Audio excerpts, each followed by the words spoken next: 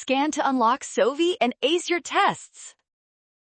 Real versus nominal interest rate looks tricky, but this is fast. Spot the inflation adjustment, compare the definitions, and the right choice jumps out.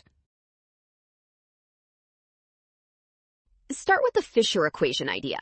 The real interest rate equals the nominal interest rate minus inflation. So real rate means inflation-adjusted return, while nominal rate is the stated rate. That means any choice saying nominal is unadjusted for inflation is pointing the right direction because nominal is the posted rate before correcting for changes in purchasing power. Now finish it. When the price level rises in the short run, inflation increases, so the real interest rate falls relative to the nominal rate.